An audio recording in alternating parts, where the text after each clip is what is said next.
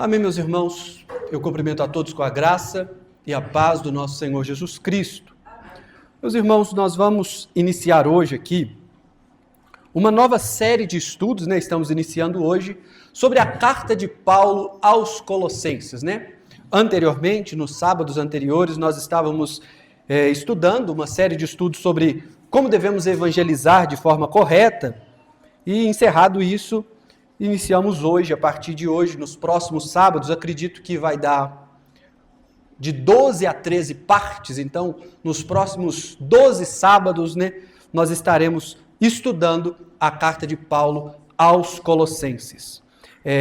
Hoje nós vamos ler os dois primeiros versículos do capítulo 1, Colossenses capítulo 1, versos 1 e 2, que diz assim: Paulo, apóstolo de Cristo Jesus, por vontade de Deus, e o irmão Timóteo, aos santos e fiéis irmãos em Cristo que se encontram em Colossos, graça e paz a vós outros, da parte de Deus, nosso Pai. Vamos orar ao Senhor. Deus amado, nós oramos a Ti, colocando, Senhor, as nossas vidas diante de Ti neste momento. Esteja, Deus, abençoando esta nova série de estudo que nós iremos fazer aqui, nessa carta de Paulo aos Colossenses. Que possa ser, ó Deus, para o nosso crescimento do conhecimento da palavra do Senhor.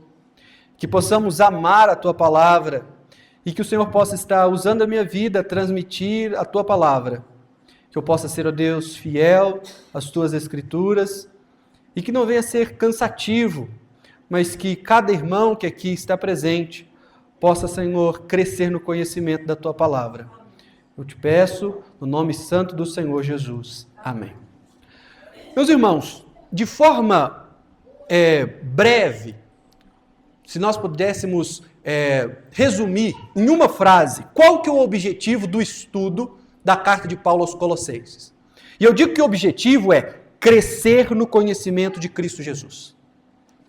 Nós vamos ficar aí 12 sábados estudando isso, e o objetivo desse estudo é crescer no conhecimento de Cristo Jesus.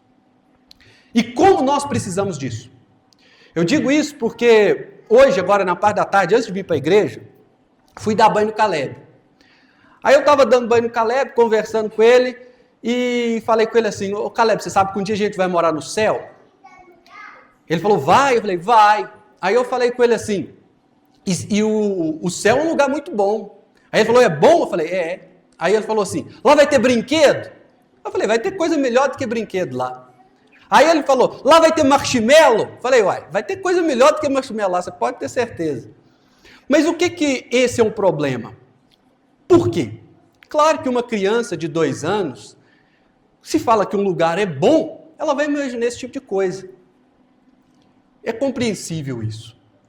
O problema é que, quando ele falou isso, aí a Débora tirou ele lá do banho, eu fui tomar meu banho e eu fiquei pensando naquela frase dele, que ficou na minha cabeça e eu pensando o seguinte: como nós, adultos, somos crianças na fé. Sabe por quê? Porque quando a gente para pensar na glória eterna, quando Jesus voltar, ou nós morrermos, partirmos daqui e fomos para o céu, a gente pensa, nossa, que lugar mais bom. E sabe o que a gente pensa? A gente pensa, olha, lá eu não vou sofrer mais. Lá eu não vou ter prejuízo financeiro. Lá eu não vou ficar doente mais. Ou seja, as mesmas coisas que o Caleb estava falando. Sendo que lendo, estudando a carta de Paulo aos Colossenses, que vai expressar essa grandeza do conhecimento de Cristo, de entender quem Cristo de fato é, a resposta nossa para dizer que o céu é maravilhoso era só dizer, Deus está lá. A presença de Deus vai ser eternamente comigo ali. E isto é o suficiente para bastar. E por que eu digo que nós somos o quê? Meninos, adultos, mas crianças na fé? Porque nós fazemos essas comparações que são menores, se comparadas à grandeza do que é estar ao lado de Cristo, ao lado do Criador, de forma eterna. As outras coisas são insignificantes, perto disso. Mas o fato é que nós conhecemos pouco Deus. Nós conhecemos de fato pouco Jesus Cristo. E por isso estas outras coisas se sobressaem na nossa mente. Nós já tivemos um estudo aqui há um tempo atrás sobre os atributos de Deus. E nós estudamos cada um dos atributos de Deus e o quão produtivo aquilo foi para a gente. Nós reconhecemos o quão grande Deus é, cada aspecto dele, cada atributo, cada característica dele que faz a gente apenas o quê? Se curvar diante dele e ver o quão grande é Deus. Então o objetivo nosso é crescer no conhecimento de Cristo. Paulo vai tratar desse assunto aqui durante a carta e nós vamos ver isso em aulas seguintes. Mas como introdução então aos Colossenses, eu quero falar um pouco, antes de nós iniciarmos, entrarmos nos 2 versículos que eu li, sobre o contexto da carta. Porque você falar de forma aleatória, ler o texto aqui, vocês vão ficar boiando, né? Então, vamos lá. Paulo, ele estava preso em Roma, quando ele escreveu essa carta. Então, esta é uma das cartas da prisão. São cartas que Paulo escreveu no período que ele estava preso, cerca do ano 60 ao ano 62 depois de Cristo. Nós vemos que quem está ali junto com ele, o texto fala, e o irmão Timóteo. Timóteo, que era um aluno de Paulo, estava ali com ele. Paulo, apóstolo de Cristo Jesus, por vontade de Deus, e o irmão Timóteo. Timóteo acompanhava ele ali. As outras cartas da prisão são Efésios, Filipenses e Filemão. Essas são chamadas as cartas da prisão. É interessante que Paulo ele não havia fundado a igreja de Colossos. Paulo ele não foi o fundador, o plantador da igreja em Colossos. Na verdade, a igreja de Colossos provavelmente, muito provavelmente, foi fundada por Epáfras. Ele vai citar o nome de Epáfras aqui na frente. E Epáfras foi até Roma visitar Paulo na prisão para falar com Paulo o quê? Está tendo um probleminha dentro da igreja da cidade de Colossos. E eu estou precisando de ajuda. Paulo não plantou aquela igreja, mas certamente ela foi o quê? Fruto do trabalho de Paulo, porque Paulo tinha uma escola lá em Éfeso. E a Bíblia vai dizer lá em Atos, que Atos em 19, fala que Paulo ensinava diariamente aos visitantes na escola de Tirano. Ele ficou cerca de 2 anos ensinando todo dia lá em Éfeso. E Éfeso era tipo uma capital grandona, imagina que no contexto nosso aqui, é como se Éfeso fosse Belo Horizonte. E Colossos, uma cidade pequena, cerca de 100 quilômetros de Éfeso. Provavelmente Epáfras foi um dos que visitaram Éfeso, participou das aulas de Paulo e fundou então a igreja em Colossos. E aquela igreja ali, ao ser fundada, deu certo. O problema é que com o passar do tempo, alguns desvios começaram a aparecer ali, desviando da palavra. Pelo menos uma das razões para ser escrita essa epístola, essa carta, foi a preocupação de Paulo em se opor a uma falsa abordagem da experiência espiritual focada em visões. Ou seja, aquele povo estava começando a querer fazer cultos a anjos, nós vamos estudar isso mais para frente, e também eles estavam focando não na palavra, mas focando em visões. Olha o que diz lá, projeta para mim, no 2º capítulo, verso 18. Vamos ver o que diz lá. Colossenses 2,18.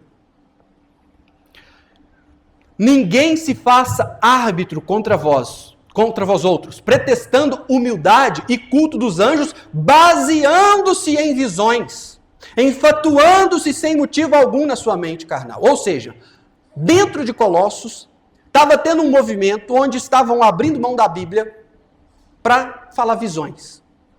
Era isso que era o problema ali. Um dos problemas, Há também o problema de estarem confundindo Cristo com Moisés e querendo voltar às leis do Antigo Testamento, guarda de sábado, circuncisão. Nós vamos ver isso mais à frente também, esses problemas que estavam acontecendo ali na igreja de Colossos. Então, Colossos ela estava sendo ameaçada por falsos ensinos. Era uma mistura de um judaísmo rígido, um judaísmo legalista, infiltrando ali com filosofia grega. Era astros, vamos olhar para o céu, vamos ver o que os astros vão falar para nós. E isso estava entrando dentro do cristianismo, dentro da igreja. E é por isso que Epáfras vai até Paulo, e então essa carta é redigida. Paulo nunca foi em Colossos. Nós vamos ver isso lá no capítulo 2, ele fala que ele desejava ir ter com eles, mas ele nunca vai até Colossos, mas tem essa carta aqui. É interessante também notar que de todas as cartas que Paulo escreve, a gente pode, se a gente for parar, por exemplo, para Roma, carta de Paulo aos Romanos, a gente pode pensar, mas também Roma era uma potência mundial, 1 milhão de pessoas, ou seja, Paulo está mandando essa carta para um lugar grande, gigantesco. Só que Colossos, de todas as cartas que Paulo escreve, nós podemos dizer que era a menor das cidades. Era um lugar assim mais simples, mais humilde, mais pequeno. E isso nos mostra a preocupação de Paulo, até mesmo com um lugar remoto. Um lugar que já não era mais o centro das atenções. Por quê? A cidade de Colossos, ela era uma pequena cidade na região da Frígia, lá na Ásia Menor. É a atual Turquia hoje. Hoje a Turquia era onde estava localizado Colossos. Então ela ficava à margem do rio Lico e era próximo às cidades de Laodiceia e Herápolis. E interessante que não muito tempo depois que Paulo escreve essa carta aos Colossenses, alguns anos depois, acontece um terremoto ali naquela cidade, onde Colossenses, Laodiceia e Herápolis são derrubadas e elas nunca mais existem. Então, um terremoto acontece ali naquela região e derruba 3 cidades. Alguns teólogos antigos vão dizer que era uma própria justiça de Deus, punindo contra o falso ensino que foi pregado ali, disseminado naquele local, naquela época. Mas então, ela não era uma metrópole. Antigamente, anos anteriores, ela era sim uma potência, porque lá era um grande produtor de lã, e ela teve o seu auge, mas quando Paulo escreve para os Colossenses, aí já tinha, Laodiceia já era o centro, Éfeso já chamava mais atenção, e aquela cidade já era uma cidade pequena e já abandonada, já não sendo mais importante na indústria de tecidos e lã, como foi anteriormente, então ela havia perdido esse prestígio. E apesar de não ser uma metrópole, ali havia uma igreja que tornava-se alvo de um cuidado apostólico. Ou seja, Deus se importa com o menor povo. Deus se importa mesmo com o lugar mais pequenininho, mesmo com o lugar que tem poucas pessoas. Não era uma população grande, mas Deus se importa com essas comunidades pequenas que aparentemente para o mundo, sem expressão. Lá naquele fim de mundo, pode ter certeza, Deus importa com a vida daqueles que estão ali. A carta de Paulo aos Colossenses, ela era, como já antecipei, ela era para tratar alguns problemas da igreja. E eu digo que eram problemas reais que estavam dentro dela. Ao longo da carta a gente vê esses problemas assim de forma muito clara.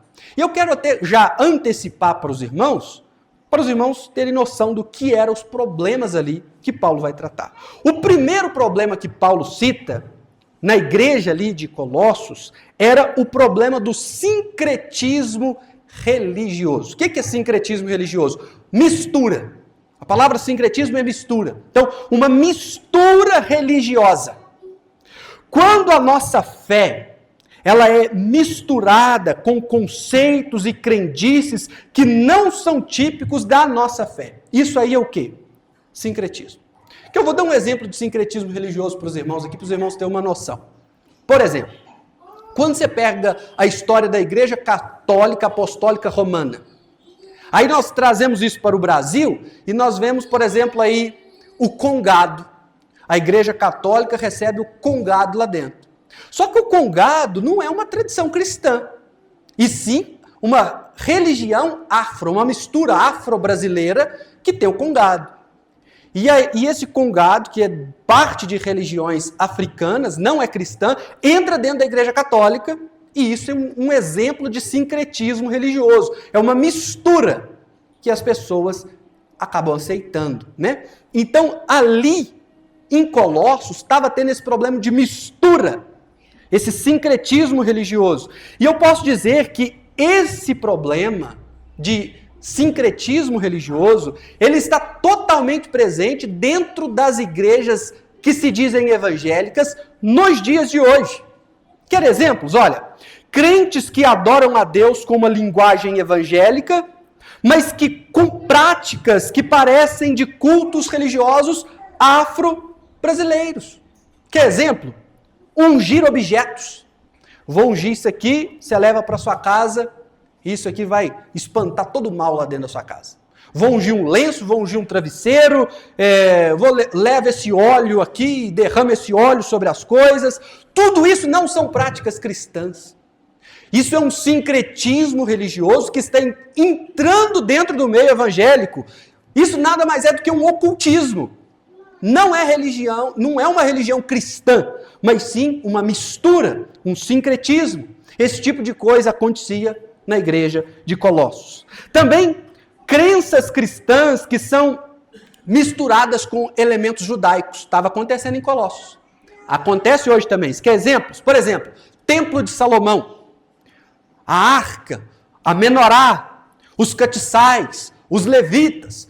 Tudo isso eram práticas do judaísmo, do Antigo Testamento. E aquele povo ali estava fazendo isso. E a gente vê fazer hoje as mesmas coisas, as pessoas trazendo o judaísmo para dentro do cristianismo, sendo que são coisas completamente diferentes. Nós vemos então o sincretismo até mesmo no meio reformado.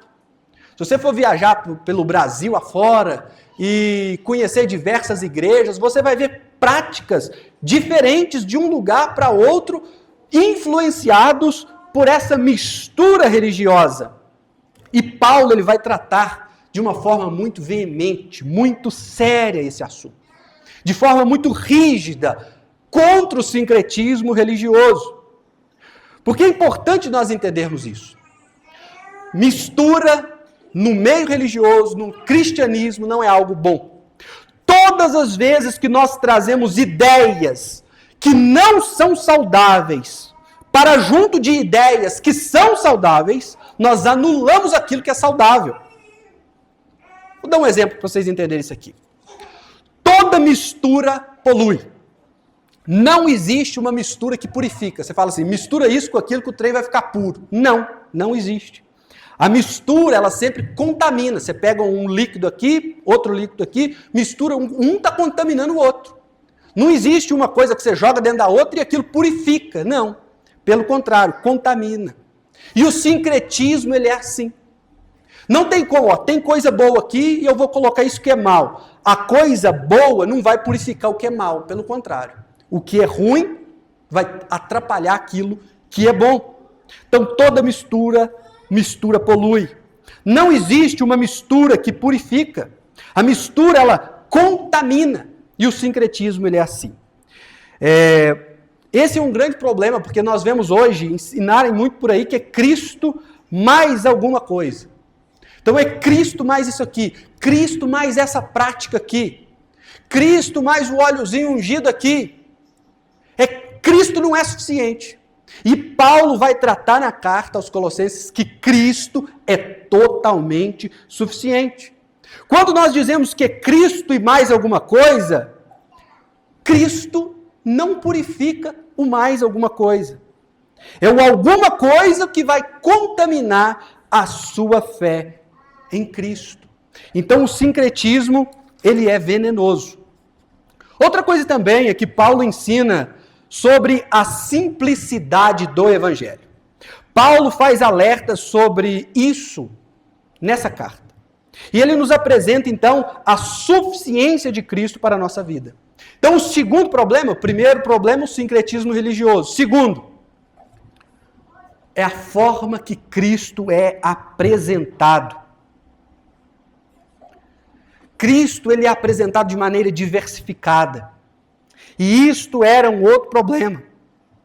Você já percebeu como as pessoas falam de Cristo de acordo com os seus gostos? Eu até vi um pastor pregando, certa vez, e ele falando que o homem tem esse problema. A Bíblia diz que Deus fez o homem à sua imagem e semelhança. Mas o problema é que o homem quer fazer de Deus a sua imagem e semelhança. Ou seja, ele quer criar na sua mente Deus. Ele não quer o Deus da Bíblia. Ele quer o Deus que se enquadra naquilo que ele deseja. E ele passa a acreditar e ter fé, não no Deus verdadeiro, mas no Deus que ele inventou na cabeça dele. Esse era um problema. A forma que Cristo é apresentada para as pessoas. Como se tivesse diversos Cristos, né? Por exemplo, o Cristo que é mestre, nós temos que aprender com ele. Ou o Cristo que é exemplo, temos que seguir os passos dele. Ou aquele Cristo que é amoroso, que não expõe o pecado dos outros. Ou aquele Cristo que é rigoroso, que não aceita nenhuma prática mundana. Ou aquele Cristo da justiça social. O objetivo de Cristo é acabar com a fome no mundo. É acabar com a desigualdade. Meus irmãos, não é que essas coisas estejam erradas. Mas é que quando a imagem de Cristo ela é passada de forma parcial, só um lado dela, isto é danoso para o cristianismo. É danoso para a fé. As pessoas, como disse, gostam de fazer o seu próprio Cristo. Gostam de pegar aquelas características, aqueles atributos que fazem elas terem paz no coração. Mas esquecem que ele é justo e que a justiça dele vai ser derramada sobre todos. E por ele ser justo, ele não aceita um pecado. Mas aí as pessoas falam, não, Cristo é amor, Cristo é paz. E quando Cristo ele é passado de forma parcial, apenas uma face, isto é danoso.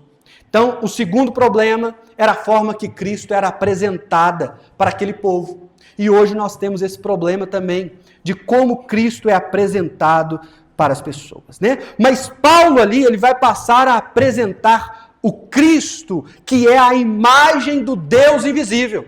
Se eles estavam querendo criar Deus conforme a imagem deles, Paulo vira o jogo e vai dizer, olha, eu apresento para vocês o Cristo que é a imagem do Deus invisível. O terceiro problema era na área do pragmatismo espiritual. O que é pragmatismo? Pragmatismo é você fazer o que dá certo. Se dá certo, está certo. Se isso funciona, o que funciona é o certo. Isso é pragmatismo. E estava tendo esse problema ali na igreja de Colossos. Esse pragmatismo espiritual. Vou dar um exemplo para vocês de pragmatismo nos dias de hoje. Por exemplo, os jovens gostam de show. Então, para a gente atrair os jovens para dentro da igreja, não vão falar de Bíblia não. Bíblia cansa, dá sono, perde atenção, não vem jovem nenhum. O povo gosta de show, vão trazer uma banda para tocar dentro da igreja. Por quê? Porque funciona, vai encher a igreja. Os jovens vão estar lá, vibrando. Isso é uma espécie de pragmatismo. É você adaptar ao que dá certo para fazer o negócio andar. E Paulo vai dizer que não tem nada disso. Nós não podemos ser pragmáticos. O que é certo é o que está na Escritura. Não é o que funciona. É o que Deus falou. É o que a palavra fala. Isso é o certo. E não importa. Não podemos nos adequar às normas, às mentes mundanas que estão aí. E esses problemas, né, na igreja de Colossos, problema de mistura religiosa, problema de apresentar um Cristo diferente da Sagrada Escritura, e esse problema pragmático também de tentar fazer o evangelho crescer à base do que funciona, são problemas que são presentes na igreja evangélica dos dias de hoje, atual. Outro tema que é dominante na carta é que Cristo basta.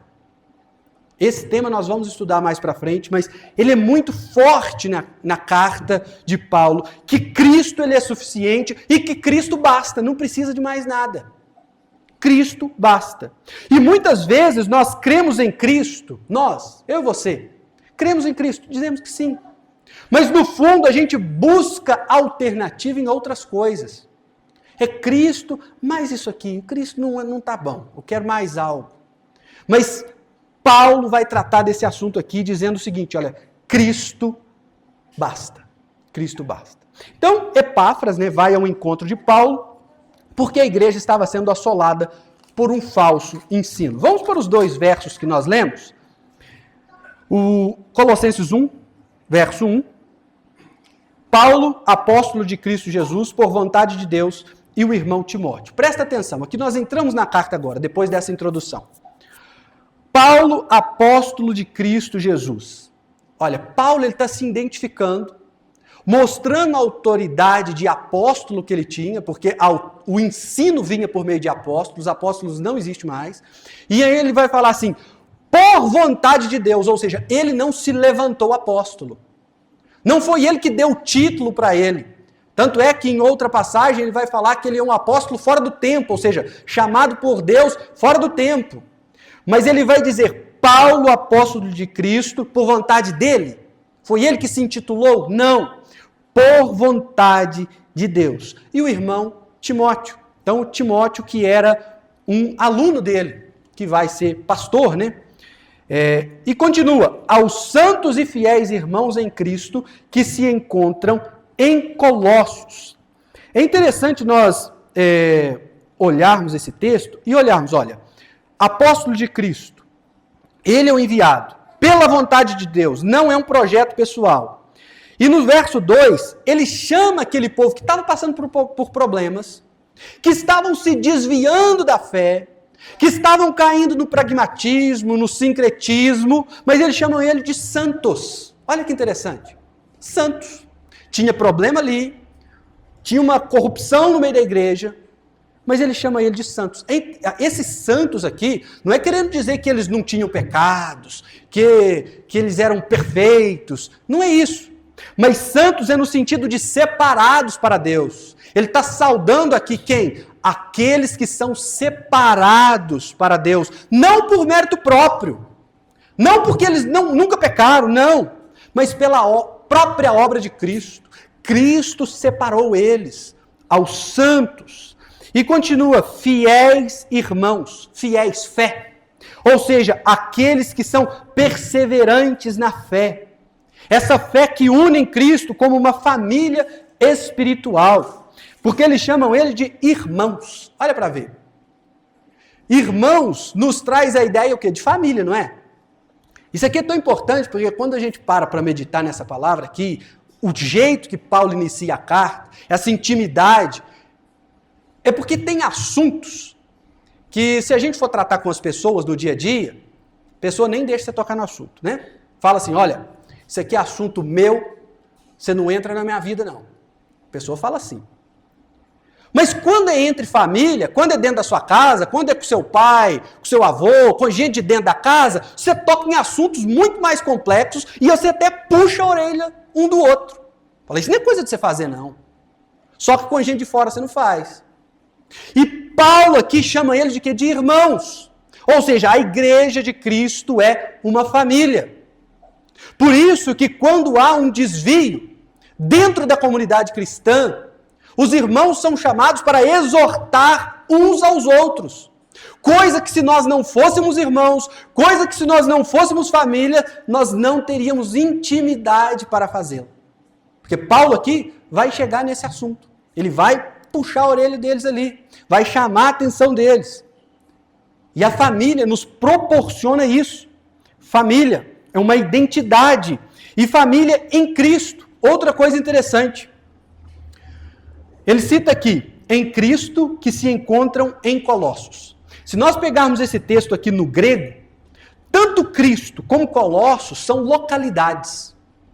É como se Paulo estivesse citando que eles estão em duas localidades. Quais são as duas localidades? Em Cristo, local espiritual. E em Colossos, o local físico. E certamente, se eles estão em Cristo, se o local deles é Cristo, certamente isso vai resultar na vida prática deles, no dia a dia de cada um deles. Se de fato eles estão em Cristo, isso vai resultar no cotidiano de cada uma daquelas pessoas. E Paulo chama eles assim, santos, irmãos, e que estão em duas localidades. Um local espiritual, que é Cristo, e um local físico, que é Colossos. E Paulo continua dizendo, graça e paz a vós outros. É uma saudação bem comum das cartas de Paulo, mas quando nós paramos para estudar a carta, nós vamos ver que ela toda trata de graça e paz. Graça e paz. Paulo, ele era aquela pessoa que respirava o cristianismo. É totalmente diferente de você chegar numa pessoa e falar assim, e aí, tudo bem? Boa noite, bom dia. Não. Paulo vai por outro caminho. Ou seja, ele transpirava o cristianismo, e quando ele fala graça e paz, tanto é que ele vai abordar todo esse assunto, nós cumprimentamos um com o outro, a paz do Senhor Jesus, ou falamos com o outro assim, graça e paz do Senhor, mas muitas vezes nós falamos isso aí da boca para fora, sem saber o que significa. Mas Paulo não, ele dizia graça e paz, ou seja, Paulo deixa muito claro nos seus escritos, nós estávamos perdidos, inimigos de Deus, separados de Deus, a ira de Deus ia ser manifestada sobre nós, nós pecamos, transgredimos a lei, merecemos o inferno. Paulo ensina isso. A única coisa que pode nos dar alívio em meio à notícia da condenação é a graça de Deus que nos salva. E é a graça de Deus que nos salva, que nos traz a paz que nós podemos viver. Então, quando nós nos direcionamos um irmão ao outro, graça e paz não é simplesmente um oi, tudo bem. Nós estamos trazendo à memória aquilo que é a essência do Evangelho. A graça e a paz a vós outros. Paulo sempre saudando assim, da parte do nosso Deus e Pai. Então isso mostra que a identidade e a graça e paz é o resumo do Evangelho, porque graça é a fonte e paz é o resultado. Ele termina dizendo Deus nosso Pai, Deus nosso Pai, uma comunidade de fé que vive a partir da paternidade amorosa de Deus. A nossa identidade, ela não está, meus irmãos, num status social. Não é dizer fulano é rico, fulano é pobre, fulano é bonito, fulano é feio, fulano mora em tal cidade. Não. A nossa identidade, ela está em Cristo. Paulo identifica eles com essa identidade de pessoas que estão em Cristo. E hoje, assim como em Colossos, nós somos chamados a viver como santos, desfrutando da graça e da paz de Deus. Já caminhando para o encerramento, algumas aplicações para os nossos dias de hoje. Assim como Colossos enfrentavam ideias que diminuíam Cristo, hoje também nós enfrentamos relativismo, que diz que todas as religiões são iguais. Todos os caminhos levam a Deus. Quem já ouviu essa frase? Eu já ouvi muito. De vez em quando tem uma pessoa na internet postando um vídeo assim, falando, não, religião é tudo boa e toda religião leva a Deus. Todo caminho leva a Deus. Mentira. A Bíblia vai dizer que só há um caminho. E esse caminho é Jesus Cristo. Se alguém te apresentar qualquer outro caminho que te leve a Deus, ele é um mentiroso. Não existe isso. E nós vivemos esse relativismo hoje que diz que tudo é igual. Tudo é igual. Materialismo. O que é isso? Tenta substituir Cristo por busca de bens. Vem para a igreja, congrega aqui, que aqui você vai ficar próspero. Você vai comprar uma casa nova, um carro novo, você não vai adoecer nunca mais. Esse tipo de coisa. Isso que substitui Cristo. Substitui Cristo por pessoas buscando bens materiais. Espiritualidade mística. Esse é um problema tremendo, porque o povo gosta. O povo adora o sobrenatural. Sendo que, na verdade, o maior milagre, meus irmãos, que existe, não é cura de câncer. O maior milagre que existe não é um morto voltar à vida. O maior milagre que pode existir é um pecador reconhecer que ele é um pecador e entregar a vida dele para Cristo. Não tem nada maior do que isso. Tanto é que Paulo aos Efésios vai dizer que nós estávamos mortos em delitos e pecados. Então a salvação é um milagre de ressurreição. É ser trazido à vida, abandonar a velha vida. Mas hoje as pessoas buscam o quê? Espiritualidade mística. Experiências além de Cristo. Eu quero algo sobrenatural. Mas Paulo nos ensina logo no início que a nossa identidade ela é em Cristo.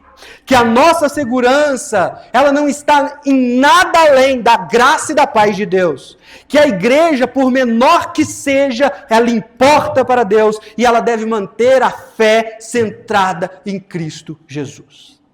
Concluindo então, Paulo escreve a carta aos Colossenses da prisão.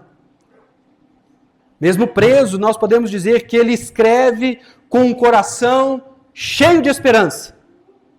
Ele lembra aos colossenses e a nós, que somos santos, fiéis e irmãos em Cristo.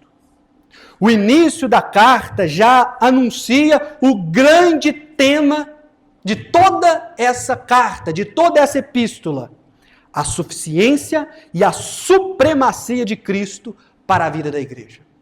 Isso porque em Colossenses estava entrando uma ideiazinha ali que era Cristo e mais alguma coisa. Mas Paulo vai tratar esse tema da suficiência e da supremacia de Cristo para a vida da igreja. Como igreja hoje, nós devemos, ao iniciar essa série, com a mesma convicção de que Cristo é tudo o que precisamos. Que o que nós mais precisamos é conhecer a Cristo de verdade, entender quem Ele é e desejar estar com Ele além de qualquer coisa. Como iniciei no início do sermão, dizendo sobre o Caleb, falar que se lá tinha brinquedo. O objetivo dessa série é nós conhecermos Cristo. E conhecendo de fato Cristo, é entendermos que nós não precisamos de nada além. De que não há prazer maior na eternidade do que o estar com Cristo, do que estar na presença de Deus. As outras coisas vão vir, mas elas são insignificantes, perto do que é estar diante da glória do Deus verdadeiro. Amém? Semana que vem a gente continua nos próximos versículos. Vamos cantar um louvor?